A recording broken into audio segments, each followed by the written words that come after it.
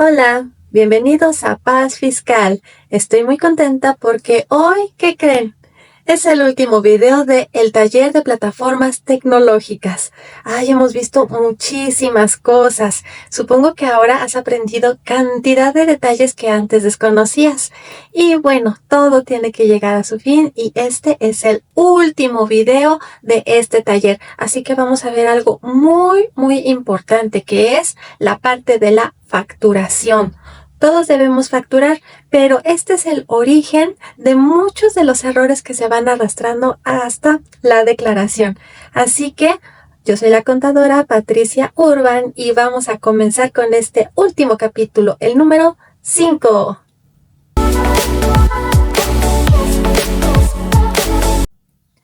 Para comenzar, ¿qué es lo que vamos a ver? La diferencia entre facturar y declarar. En la constancia de situación fiscal nos viene un listado de todas nuestras obligaciones y nos dice las declaraciones que nosotros debemos presentar. Sin embargo, en ninguna parte nos dicen que todos estamos obligados a facturar nuestros ingresos. Entonces, una factura, ¿qué es? La factura lo que hace es comprobar la procedencia de un ingreso.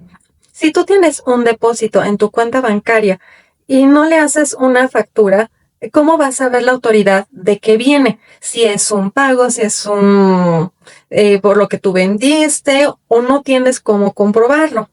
Sin embargo, por el otro lado, la facturación únicamente es un reporte.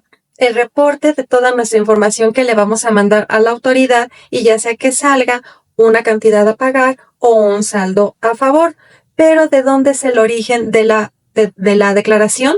Pues viene de las facturas que nosotros emitimos por nuestros ingresos y de las facturas que nosotros recibimos por nuestros gastos e inversiones. Ahora ves la importancia de la factura. Si no tenemos nuestra facturación correcta, entonces la información que se va a arrojar en la declaración va a ser incorrecta. Por lo tanto, el cálculo del impuesto va a estar incorrecto. Y si el cálculo está incorrecto, ¿qué crees? Te va a llamar la autoridad y te va a pedir que le aclares porque va a haber ciertas cosas que no le van a cuadrar muy bien. Así que ya tienes ahora un nuevo concepto, factura. Debes facturar y es independiente de la declaración. Ahora, todos estamos obligados a facturar.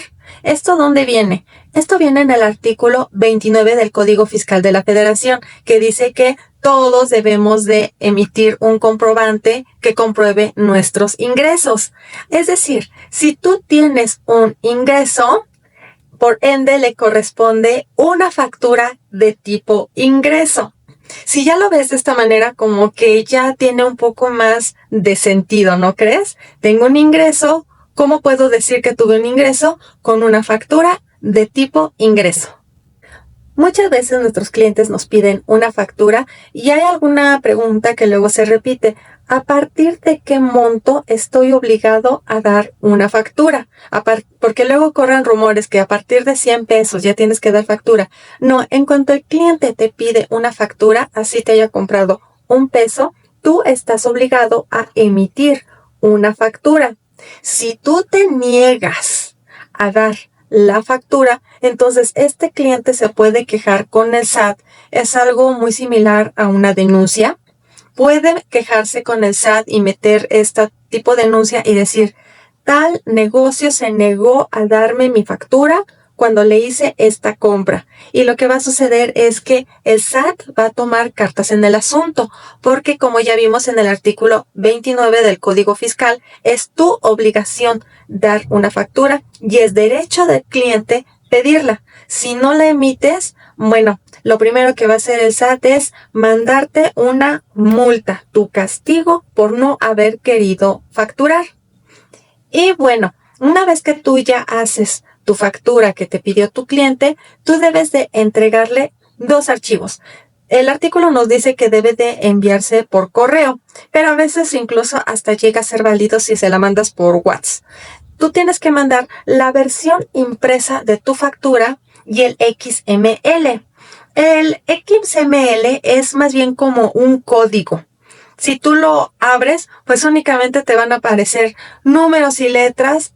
Es la misma que está en tu versión para imprimir, pero aquí viene como que todo de corrido. No es una forma como para imprimir, no es una forma muy amigable a la lectura.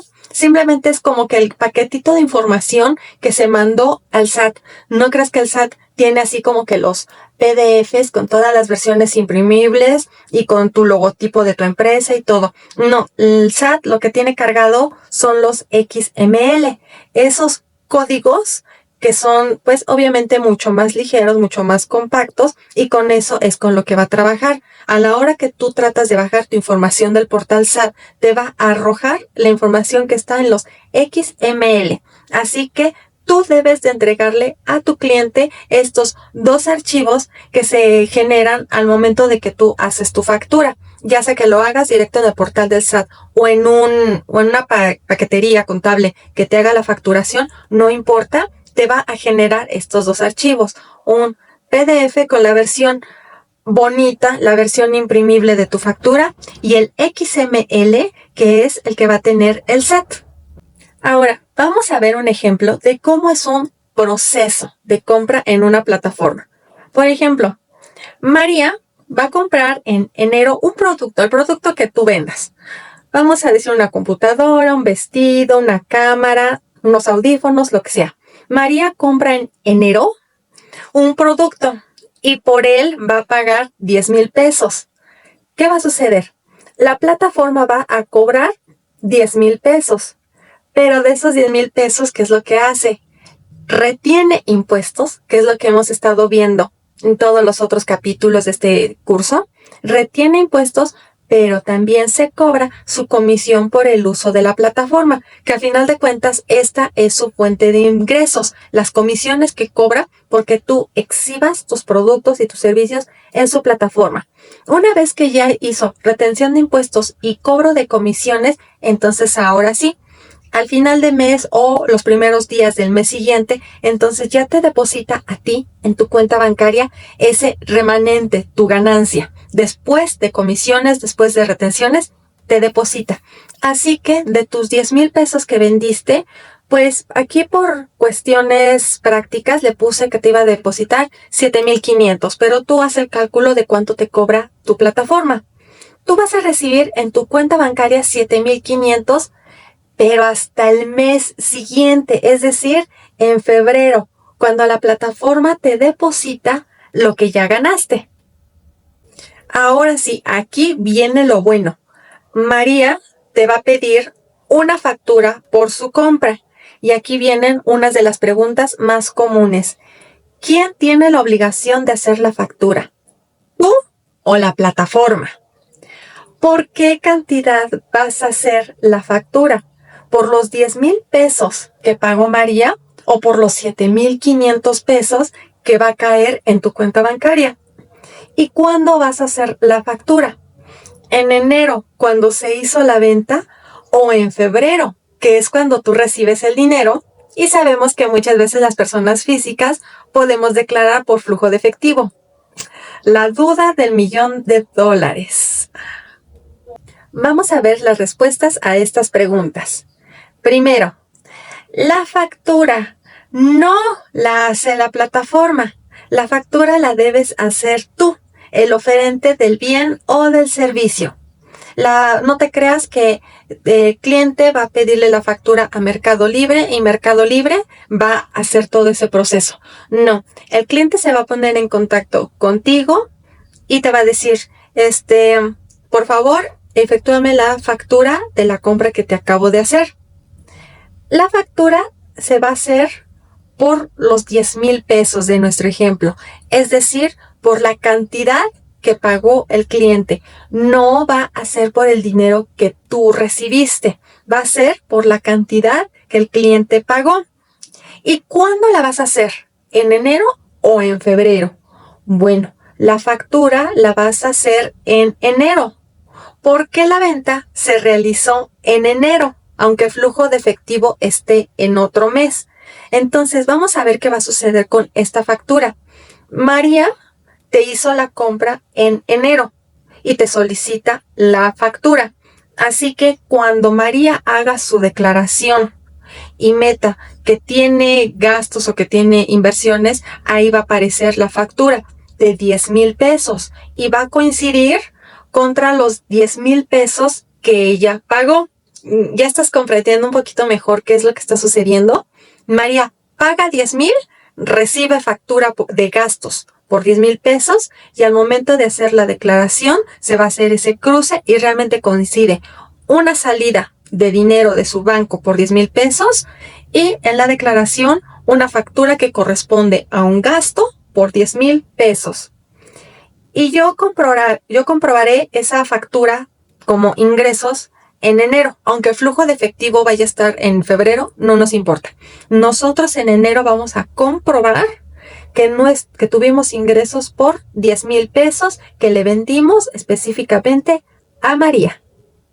Poco a poquito vamos a ver esto, los tipos de factura y todo. Pero quiero que ahorita te quede muy claro eso.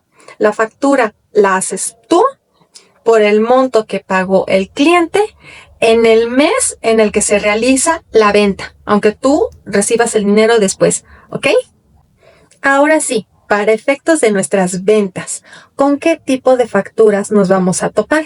Bueno, tú que eres el prestador de servicios, el oferente del bien, te vas a topar que puedes hacer 3 tipos de facturas de ingresos. Una es la nominativa, la factura al público en general y la factura global. ¿Cuál es cada una? La nominativa es como la del ejemplo que vimos ahorita, de una persona que como tal a ti te dice, quiero esta factura y te va a entregar sus datos fiscales. Esa es una factura nominativa a nombre de alguien. La siguiente factura es al público en general. Esta es una persona que te pide la factura pero no te da sus datos fiscales. Muchas veces pasa, por ejemplo, cuando quieren comprar muebles o algo así, alguien dice, quiero que la factura salga a mi nombre. Ah, ¿tienes tus datos fiscales? No, no los traigo. Pero de todas maneras quiero que la factura salga a mi nombre, que la lavadora salga con que yo soy la propietaria. Bueno, entonces ahí lo que tú puedes hacer es una factura a nombre de la persona, pero con datos genéricos que no va a tener efectos fiscales. Y la última es la factura global. La factura global es donde generalmente todos fallan, porque en la factura global se deben de meter todos los ingresos por los que no te pidieron una factura. Y la gente se queda con la idea de que solamente debo de facturar a quien me lo pide. Y no, por todos los otros ingresos también debes de hacer una factura y la metes en una sola. Aprendamos los detalles de una factura nominativa. Como ya vimos, es la de cuando un cliente te pide una factura principalmente con fines de hacerla deducible. Entonces, ¿qué tenemos? Tienes el nombre del cliente, el RFC, su régimen y te tiene que decir el uso de CFDI. Todos estos datos te los tiene que dar la persona. Muchas veces, para que no haya errores, se pide la constancia de situación fiscal.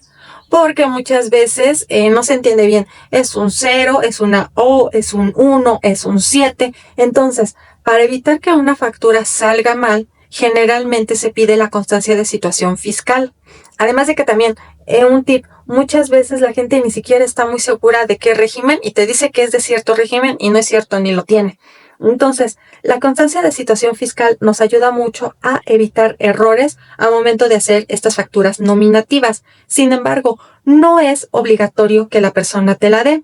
Si la persona se niega a dártela, está en todo su derecho. Tú no puedes negarle una factura porque no te haya dado su constancia de situación fiscal. Entonces ya quedará en la persona pues que te escriba bien los números y como ven aquí la imagen del gatito que está muy enojado de escribe bien, no te entienda tus jeroglíficos, que la persona les escriba bien clarito, porque entonces ya va a caer completamente en la responsabilidad de la persona que te dio sus datos, que esa O, si sea una O, que ese 0, realmente sea un 0, para evitar que las facturas nominativas tengan errores. Ahora vamos a ver la factura al público en general. Como les comentaba antes, este tipo de factura generalmente solo tenemos el nombre de la persona. Solo quieren que se acredite la propiedad del bien. No tienen precisamente un interés de hacer deducible esta factura. Y pues generalmente ni siquiera corresponde a su régimen fiscal, o a veces son amas de casa que quiere que la lavadora diga que está a nombre de ella. Bueno, entonces, en ese caso, lo que vamos a hacer es, en el campo del nombre del cliente, le vamos a poner el nombre del cliente, pero en el RFC vamos a usar el genérico, el que sea público, el general, el que está aquí anotado, el XAXXX 010101. Ese es el que vamos a ocupar, porque no va a ser una referencia fiscal a una persona. Y por ende, también en el uso del CFDI va a decir sin efectos fiscales. Así que la persona dueña de esta factura no la podrá hacer deducible, pero sí es válida para que diga, este producto es mío y está a mi nombre. Y finalmente la factura global. No te confundas con la anterior. Aquí, aunque vas a usar también el RFC genérico, lo que tienes que hacer es englobar, por eso es global. Engloba todas las otras ventas que hiciste y que no te pidieron una factura, ya sea nominativa o al público en general. Una persona en específico no te dijo, requiero factura. Bien, entonces, por todas estas ventas vas a generar una factura. La puedes hacer por periodo, puede ser diaria si quieres, pero también puede ser semanal, quincenal o mensual. Y lo mismo, el uso del CFDI va a ser sin efectos fiscales y en el régimen fiscal va a ser sin obligaciones fiscales, porque es una totalidad para todos. Simplemente va a tener la función de decir, todo esto fue venta. También algo que diferencia a la factura global de la factura al público en general es que al momento de hacerla debemos de seleccionar la casilla que dice que es una factura global. Ahí va a venir un recuadrito, ¿esta es una factura global? Sí. Y te va a abrir unas ventanitas donde te pregunta el mes y el año al que va a pertenecer esta factura. Así que ahí ya viste otra gran diferencia. La factura al público en general nada más te va a decir el nombre con el RFC genérico y sin efectos fiscales. Y la factura global sí le tienes que poner ahí en la casilla. Palomita es una factura global de tal mes, de tal año y a desglosar. Ahora, en la factura global se comete un error muy común. Como les dije, se hace por periodos. Puedes hacerla no únicamente diario, sino semanal, quincenal o mensual. Y el error más común es que, como voy a hacer la factura por todas las otras ventas por las que no me solicitaron una factura, entonces hago mi factura global y en un solo renglón le pongo ventas del mes de marzo. Y ya, el total de mis ventas. Y ese es un error. La factura global no puede ser todas tus operaciones en un solo renglón.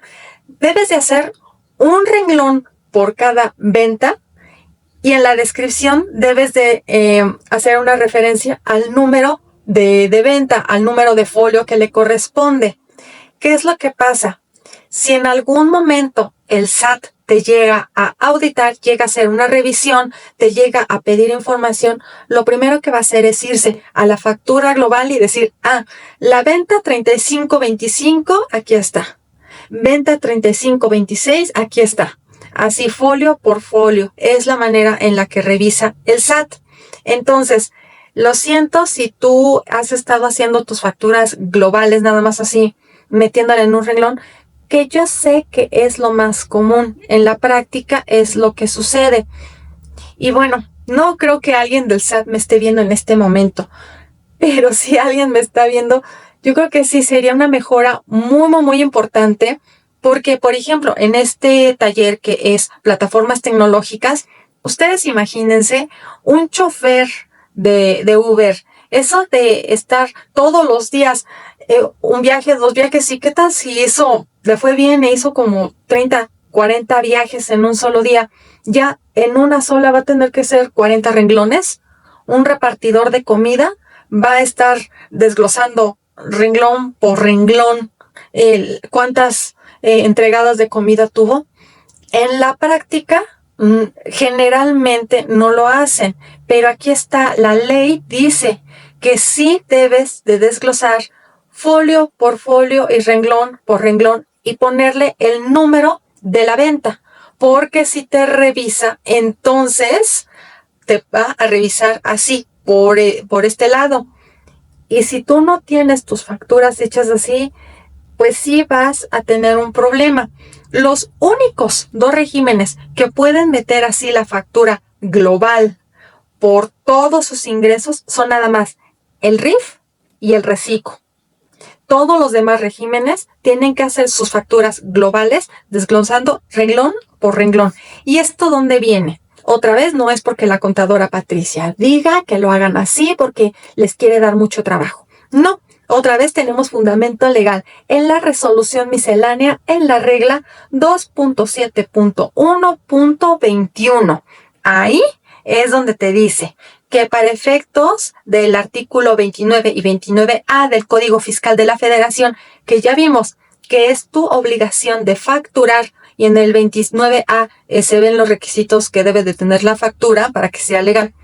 Para efectos de estos dos artículos, todos deben de desglosar en la factura global, renglón por renglón, y así como tal lo dice, excepto RIF y RECICO. Son los únicos que están salvados.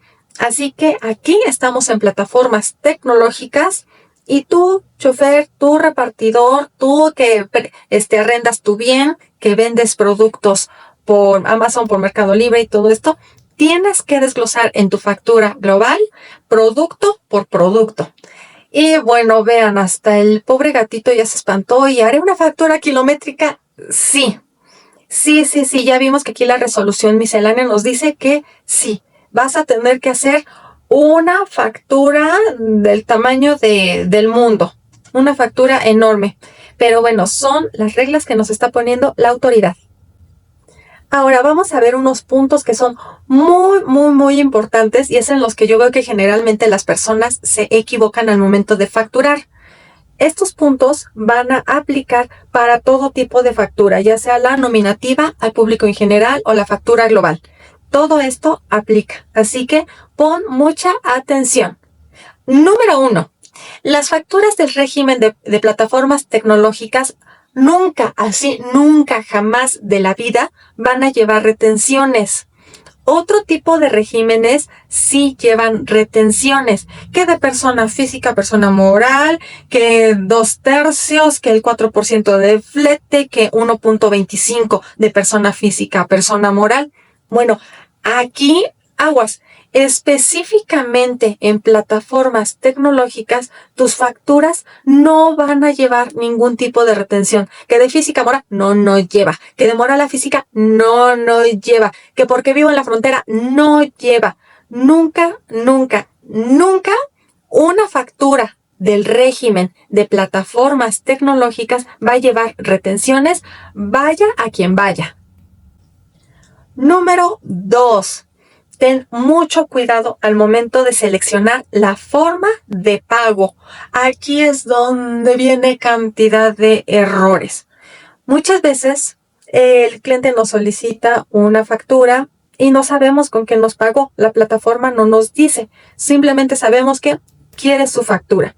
Entonces, aquí lo que debemos de utilizar es el método de pago intermediario pagos.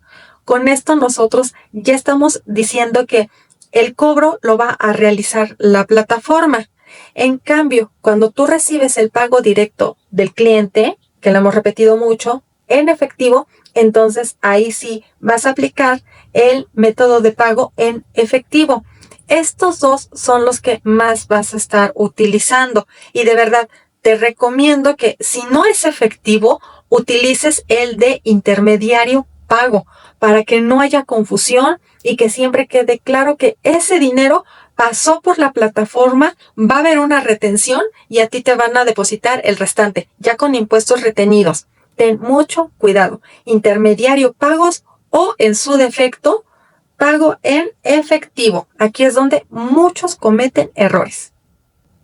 Y otra vez, ¿esto dónde viene? Esto viene en la resolución miscelánea en la regla 2.7.1.37, donde nos dice que las personas podrán optar por utilizar el método intermediario de pagos cuando desconozcan por qué método pagó el cliente.